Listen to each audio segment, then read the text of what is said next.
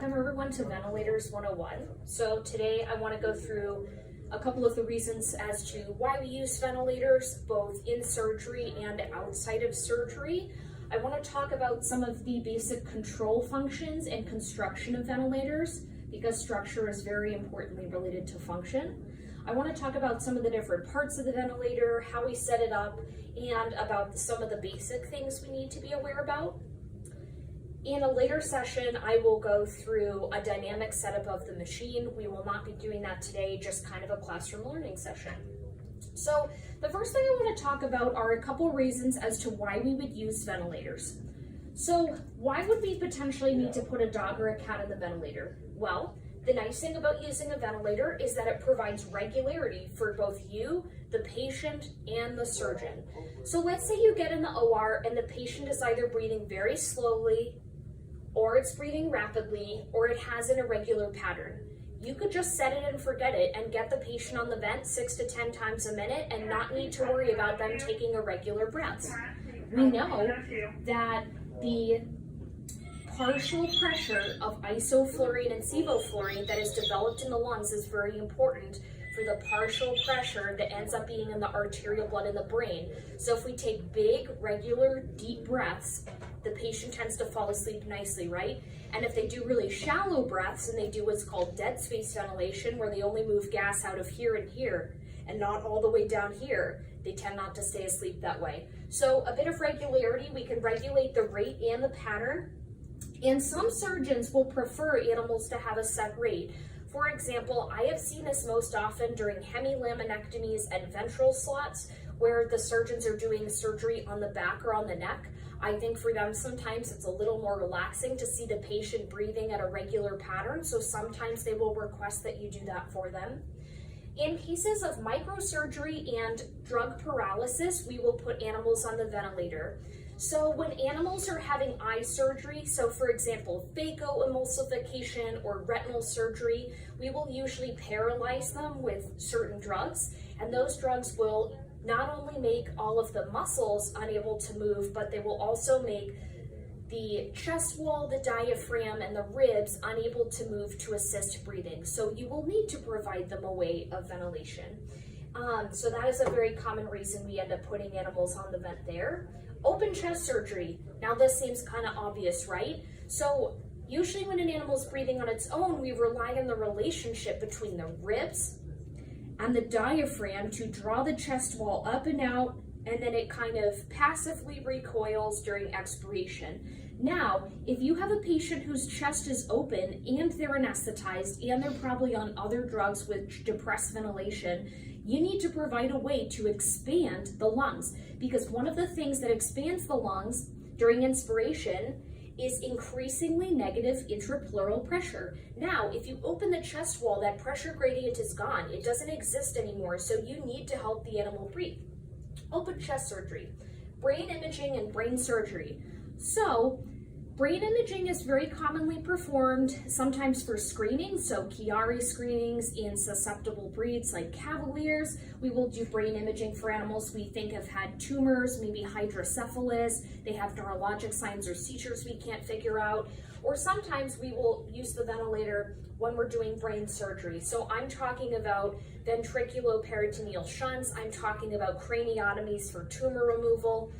And the reason why we like this is because we can control the carbon dioxide by putting animals on the ventilator. And carbon dioxide very much controls brain blood flow. If your brain is in a fixed vault, if you increase the amount of blood flow going there and you have, say, a tumor in your brain, you can develop increased pressure inside of your cranial vault, and there is always a possibility you get a brain injury or a brain herniation.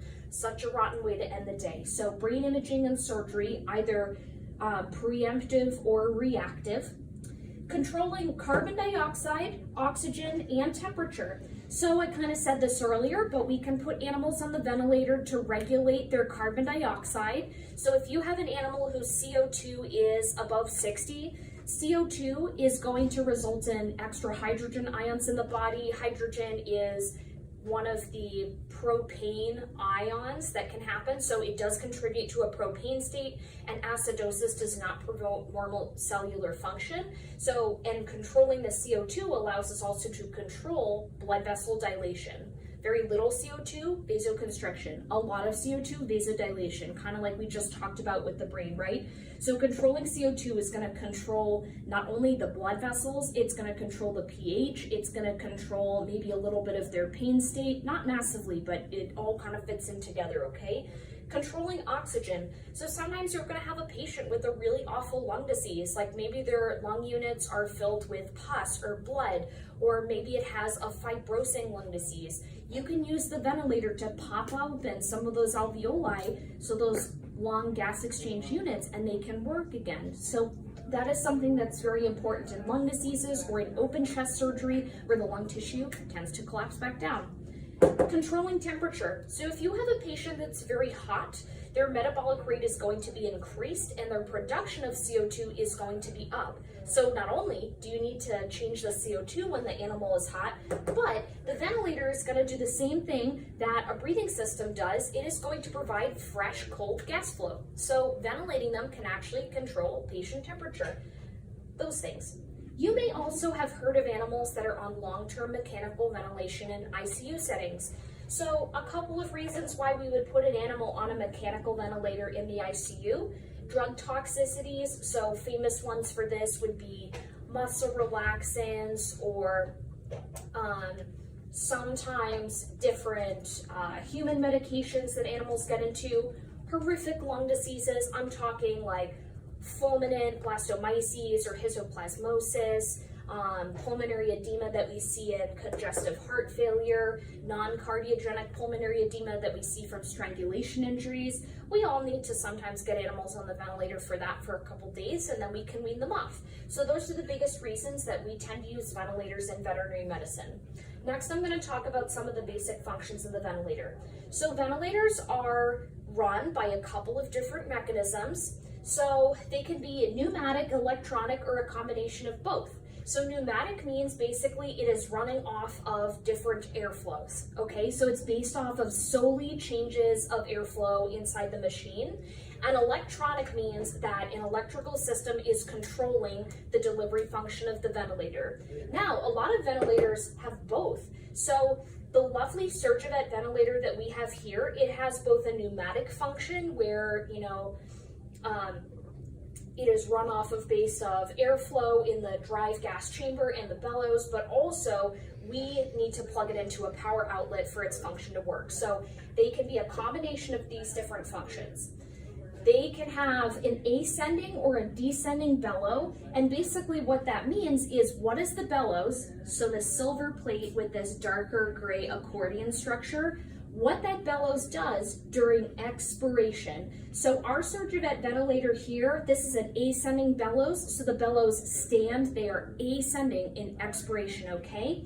Descending bellows are relatively uncommon in veterinary medicine, but imagine this ventilator flipped upside down. So what is going to happen is that descending bellows, they are going to accordion down during expiration, and then during inspiration, they're gonna come up like this. You'll see those every once in a while. Another control mechanism for the ventilator, largely speaking, volume versus pressure control. Now, there are many different types of ventilators, but by far the most common settings we see are volume and pressure control. Volume, basically what this means is that if you have a volume control ventilator, the limit is volume, and the respiratory cycle is going to be a function of both time and rate. And the setting that you manipulate on the ventilator is the volume or the inspiratory flow. For pressure control machines, the set limit is pressure. So basically what that means is that with volume control, I have to adjust the flow to get the size of the breath I want. With pressure control, I can set a machine to 10 centimeters of water, for example, and the ventilator will deliver whatever size of breath it needs to deliver in order to give 12 centimeters of water to that particular patient. So as you can imagine, knowing that one of them is set just based on volume and one is pressure, With pressure control ventilation, you can very finely adjust how much pressure the patient gets. And this is very important for certain lung diseases or lung trauma where you might not want to exceed 12 centimeters of water. So volume versus pressure control. Our machine here, this is a volume control ventilator. So this is a pneumatic and electronic volume control ventilator. Basic parts of the ventilator, I'm going to transition to this side of the table here. So one of the first parts that we see is called the housing for the bellows. It is usually a transparent cover.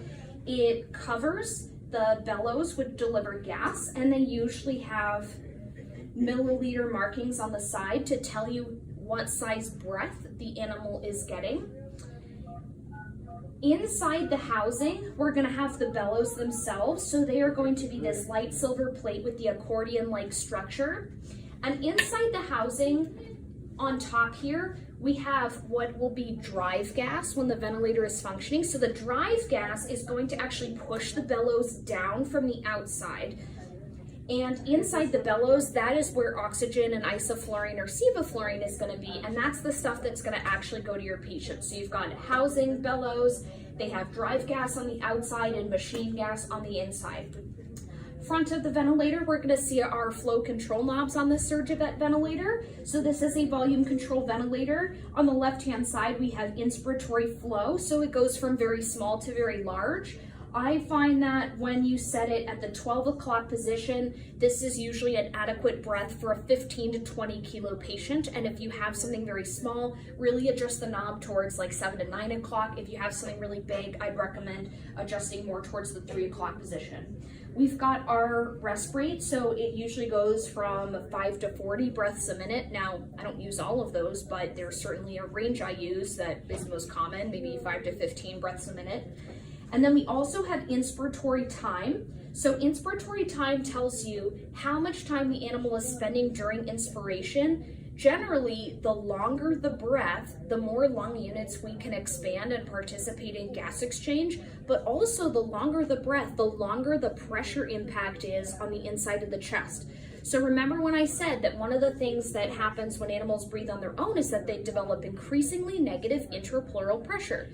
Two cool things about this. Number one, the lungs expand, they're drawn back. The other thing is that with increasingly negative intrathoracic and intrapleural pressure, this is a great opportunity for the right side of the heart to become filled with blood again and improve venous return to that side of the heart. Now, when we mechanically ventilate patients, we have taken that relationship away. So we're using positive pressure ventilation to push air into the chest. So this means that when during inspiration, instead of increasingly negative, we get increasingly positive intrapleural pressure. And if there's pressure inside of the chest, not only does it affect the lungs, but it does affect the vessels. So you can end up squishing the aorta and the caudal vena cava just a little bit. You can also impair venous return to the right side of the heart. Healthy animals doesn't really make so much of a big difference. If they are dehydrated, if they have an open chest, if they are bleeding, putting them on the ventilator usually makes their systolic blood pressure and their mean blood pressure lower. So that's just something to think about when you're putting animals on the ventilator. So housing bellows, flow control knobs. There are also two other smaller functions of this ventilator. So we have the exhaust valve, and basically what the exhaust valve does is that the extra drive gas, which is inside, during expiration, that extra gas that accumulates in there will go out the exhaust valve. And the spill valve is something very similar, and that is for the bellows. So during expiration, when the animal is not breathing, any gas that is coming in there from the vaporizer and the flow meter, it is going to travel out the spill valve. Kind of think of that like your APL valve. That is kind of where the spill valve is replacing that on the ventilator. And now I just want to talk about some basic setup of the ventilator. Now, you're going to have to tailor this to every patient, and if you've never done this before, I would definitely recommend phoning a friend, or you can always call me if you need some basic advice. But here's how I'd set up a patient on the ventilator if you have one in the OR that you just want to like get regular or you're doing chest surgery. So I would recommend Typically when an animal sleeps, they're breathing what, 6 to 15 times a minute? So that's what I would set them at, something kind of slow and natural. So start them off somewhere between 6 and 10 breaths a minute. You want to kind of capture their natural rate. So some animals, they breathe at 6 and some go to 12. And I would recommend just capturing them so that way they're nice and regular and you don't have to kind of fight them on the vent. So set the rate 6 to 10 or whatever the animal needs to kind of capture them. I would set your inspiratory flow, if you're using a volume control ventilator like this, to around 10 mils per kilo tidal volume. So the tidal volume is the breath that the animal moves in and out in one kind of quiet, normal breath. So 30 kilo dog, aim for 30 times 10, 300 mil breath. So I'm gonna maybe set my flow control and my time so that the animal gets a 300 milliliter breath. That is just a basic guideline. Sometimes you're gonna need a bigger breath and sometimes you're gonna need a smaller breath depending on the patient's physiologic status. Last thing I want to talk about with this volume control ventilator is that the thing you manipulate is flow, and the pressure is just something that the machine delivers based on whatever settings you have. So I would recommend making those basic settings and then adjusting your flow and your time so that your patient is getting a PIP, a peak inspiratory pressure on the manometer, somewhere between 8 and 12 centimeters of water. So 8 and 12 centimeters of water, it's a pretty conservative peak inspiratory pressure. For most healthy patients, that's not going to be enough pressure to cause a damaging relationship with squishing the aorta or the caudal vena cava.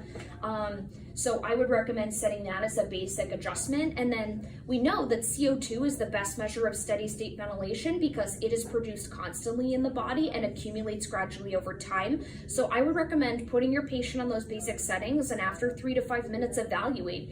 How is the temperature situation going? Is my oxygenation under control? Is my CO2 somewhere between 35 and 60? Have I adequately captured my animal's rate? Is it nice and regular for both me, the animal, and the surgeon? And then if you need to make some adjustments and your patient's doing okay, maybe give it a bigger breath, maybe give it a longer breath. Maybe if the CO2 is under control and the animal's doing okay, why don't you turn down your rate? So these are just a couple of things you can think about when you're getting your animal on the ventilator. So in summary, ventilators have a variety of setups. They can be pneumatic, electronic, or a combination of both. The orientation of the bellows depends on what they're doing during expiration, and the ones we have here on our search event, this is a pneumatic and electronic ventilator with an ascending bellows. It is volume controlled because we set the volume and the pressure is just kind of a bystander that develops as a part of our settings. Basic parts, we've got the housing on the outside, the drive gas inside, that's going to push the bellows down. The bellows look like an accordion, and they're going to stand during expiration and be compressed during inspiration, and they contain isoflurane or sevoflurane and our oxygen gas. Our exhaust valve is going to spill out any excess gas from the housing chamber, and our spill valve is going to take stuff from the bellows during expiration. And for basic setup, I would recommend the following settings, but you'll just kind of need to play that by ear. And just think about all these reasons that patients might need the vent, and that way the next time you set up for a case, you might be able to anticipate needing this particular piece of equipment.